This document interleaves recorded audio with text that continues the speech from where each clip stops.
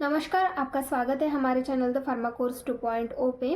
तो आज के इस वीडियो में हम देखने वाले हैं फार्मास्यूटिकल केमिस्ट्री के इम्पोर्टेंट एमसीक्यूज़ के बारे में। फार्मास्यूटिकल केमिस्ट्री इस सब्जेक्ट के कुछ एमसीक्यूज़ हमने लास्ट वीडियो में देखे। अगर आपने वो वीडियो नहीं देखा होगा तो आप हमारे चैनल पर जाकर देख सकते हैं। तो आइए देखते हैं एमसीक्यूज़ फार्मास्यूटिकल केमिस्ट्री इस सब्जेक्ट के।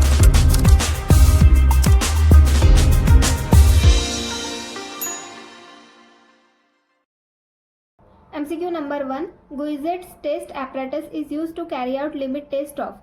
तो ये जो गुइजेट टेस्ट एपरेटस है ये कौन से लिमिट टेस्ट करने के लिए यूज किया जाता है, ये यहाँ पर हमें पूछा गया है। ऑप्शन दिए गए हैं ए सल्फर, बी क्लोराइड, सी आर्सेनिक, डी आयरन।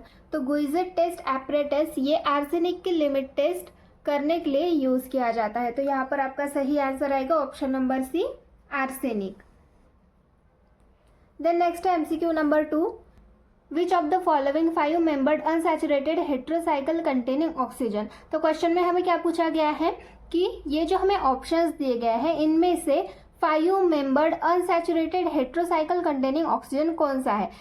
ऐसा कंपाउंड जिसमें 5 मेंबर है जो कि अनसैचुरेटेड है, हेट्रोसाइक्लिक है और साथ में उसमें ऑक्सीजन भी प्रेजेंट है। तो इनमें से ऐसा कौन सा कंपाउंड है वो हमें यहाँ पर पूछा गया है। ऑप्शंस दिए गए हैं ए पायरिडीन, बी ओक्साजोल, सी पायरॉल, डी फ्यूरान। तो जो 5 मेंबर्ड बोला गया है अनसैचुरेटेड हेट्रोसाइक्लिक रिंग है जिसमें ऑक्सीजन भी प्रेजेंट है। तो जैसे पायरिडीन के बारे में देखिए तो पायरिडीन में नाइट्रोजन प्रेजेंट होता है। ओक्साजोल के बारे में देखिए तो ओक्साजोल में क्या होता है, नाइट्रोजन होता है और साथ में ऑक्सीजन भी होता है। तो नाइट्रोजन प्लस ऑक्सीजन हो गया, यहाँ पर हमें सिर्फ ऑक्सीजन बोला गया है।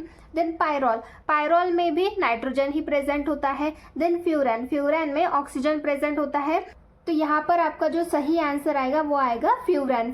ये 5 मेंबर्ड रिंग भी है, साथ में अनसैचुरेटेड है, हेट्रोसाइक्लिक है और इसमें ऑक्सीजन भी प्रेजेंट रहता है। तो यहाँ पर आपका सही आंसर आएगा option number D, furan. Then next है MCQ number 3, which indicator use in the assay of sodium chloride. तो सोडियम क्लोराइड के एस्से में कौन सा इंडिकेटर यूज किया जाता है वो यहाँ पर हमें पूछा गया है। तो कौन सा इंडिकेटर यूज किया जाता है, आंसर दिया है पोटेशियम क्रोमेट। पोटेशियम क्रोमेट जो है वो सोडियम क्लोराइड के एस्से में यूज किया जाता है। देन नेक्स्ट है MCQ number 4, which of the following are uses of hydrogen peroxide. तो हमें कुछ ऑप्शंस दिए गए हैं, उनमें से हाइड्रोजन परऑक्साइड के यूजेस कौन कौन से हैं ये यहाँ पर हमें पूछा गया है। ऑप्शंस देख लेते हैं।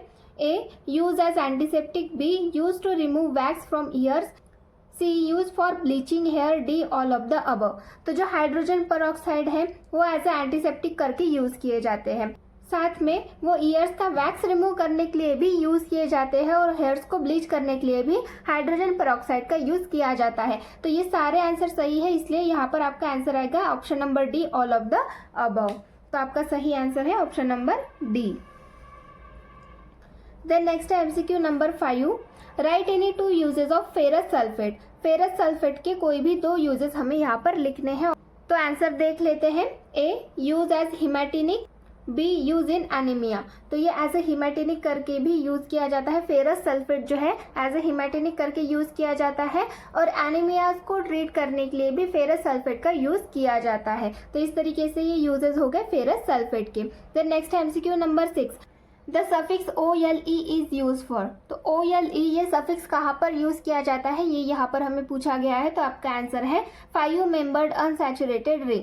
तो जो 5 मेंबर अनसैचुरेटेड रिंग्स होते हैं जिनमें 5 मेंबर्स होते हैं और अनसैचुरेटेड रिंग होती है उनमें OLE ये सफिक्स यूज किया जाता है। तो इस तरीके से ये आपका आंसर हो गया। देन नेक्स्ट है MCQ नंबर 7,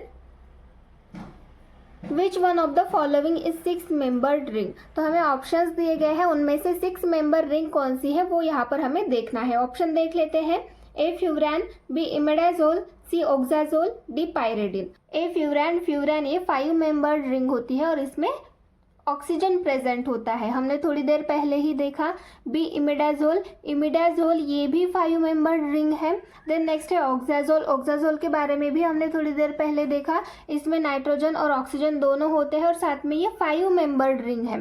देन नेक्स्ट है पायरिडीन इसमें नाइट्रोजन प्रेजेंट होता है और साथ में ये 6 मेंबर रिंग होती है। तो यहाँ पर आपका सही आंसर आएगा ऑप्शन नंबर डी, पायरिडीन ये 6 मेंबर रिंग है। देन नेक्स्ट है MCQ number 8, acetylcholine is an. Acetyl Colin ये क्या है, ये यहाँ पर हमें पूछा गया है। ऑप्शंस दिए गए हैं, A cholinergic blocker, B cholinergic agent, C both A and B, D none of the above. Acetyl Colin ये कोलिनेस्टरेज कंपाउंड है, तो इसलिए इसको कोलिनर्जिक एजेंट भी कहा जाता है। ये कोलिनर्जिक एजेंट है, तो इसीलिए यहाँ पर आपका सही आंसर आएगा option number B, cholinergic agent.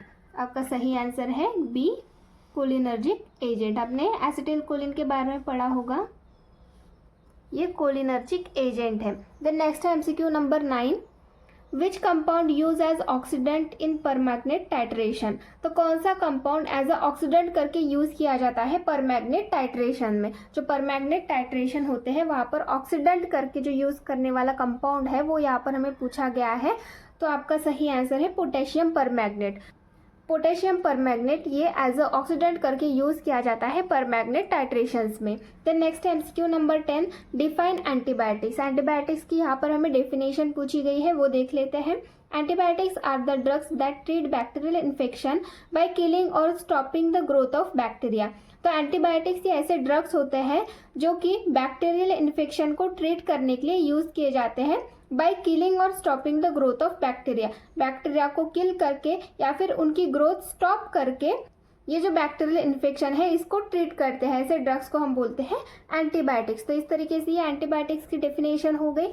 Then next MCQ number 11, which of the following is not use of azithromycin. तो अजिथ्रोमाइसिन इस मेडिसिन का कौन सा यूज नहीं है, ये यहाँ पर हमें पूछा गया है। ऑप्शंस दिए गए हैं, A more active against gram negative bacteria, B treatment of respiratory tract infection, C to treat high blood pressure, D in the pneumonia. तो अजिथ्रोमाइसिन ये क्या है, ये एक टाइप की एंटीबायोटिक है। एंटीबायोटिक जो कि इन्फेक्शंस को ट्रीट करने के लिए यूज की जाती है। तो ऑप्शन में क्या दिया गया है, सबसे पहला है मोर active against gram negative bacteria. तो ग्राम नेगेटिव बैक्टीरिया के अगेंस्ट ये एक्टिव होती है, ये इन्फेक्शन को ट्रीट करती है, तो ये आपका ऑप्शन सही है। देन नेक्स्ट है treatment of respiratory tract infection. तो रेस्पिरेटरी ट्रैक्ट इन्फेक्शन को ट्रीट करने के लिए भी अजिथ्रोमाइसिन का यूज किया जाता है, तो ये ऑप्शन भी आपका सही है। देन नेक्स्ट है to treat high blood pressure. High blood pressure ये कोई इन्फेक्शन की वजह से होता है क्या, नहीं होता। हाई ब्लड प्रेशर मतलब हाइपरटेंशन। हाइपरटेंशन को ट्रीट करने के लिए अजिथ्रोमाइसिन का यूज नहीं किया जाता, इसलिए आपका सही आंसर जो है वो है to treat high blood pressure. High blood pressure को ट्रीट करने के लिए अजिथ्रोमाइसिन यूज नहीं करते, इसलिए यहाँ पर आपका सही आंसर आएगा option number C. Then last है डी इन न्यूमोनिया। तो न्यूमोनिया ये भी इन्फेक्शन होता है, इसको ट्रीट करने के लिए भी अजिथ्रोमाइसिन का यूज किया जाता है। देन नेक्स्ट है MCQ number 12, the process of determining the volume is called as. तो जो प्रोसेस होती है वॉल्यूम को डिटरमाइन करने की उसको हम क्या बोलते हैं, ये यहाँ पर पूछा गया है। तो आपका सही आंसर है टाइट्रेशन। तो इस तरीके से ये कुछ इंपॉर्टेंट एमसीक्यूज थे। ऐसे ही और एमसीक्यूज के लिए हमारे चैनल से जुड़े रहिए। Thank you.